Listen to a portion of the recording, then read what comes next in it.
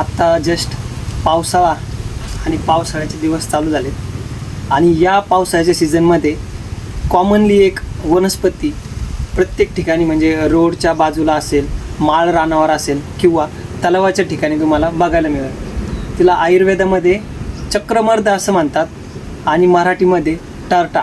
तिचं Latin name आहे कॅसिया टोरा. ही अत्यंत बहुगुणी अशी वनस्पती आहे. हिचा उपयोग हा सर्व प्रकारच्या त्वचाविकार तसेच फंगल इन्फेक्शनमध्ये केला जातो. चला तुम्हाला क्या बात है सर, क्या बात है सर. अभी मजा आएगा ना भिड़ो.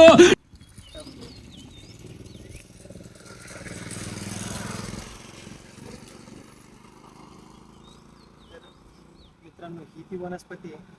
तिला आयुर्वेदामध्ये चक्रमर्द आणि मराठीमध्ये तरटा असं म्हणतात.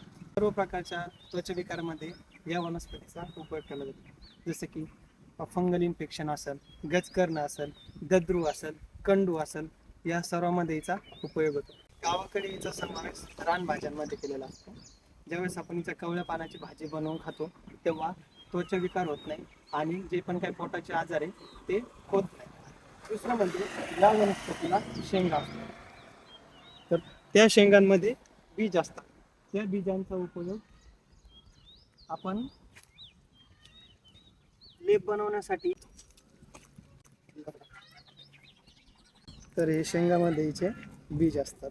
तर एक असं रेफरन्स आहे, त्यामध्ये सांगितलेलं आहे या बीजांचा लेप हा जर आपण शेवग्याचं झाडाचं मूळ आहे त्या मुळाच्या त्वचेसोबत करायचा, त्याने दद्रूमध्ये विशेष करून लाभ होतो.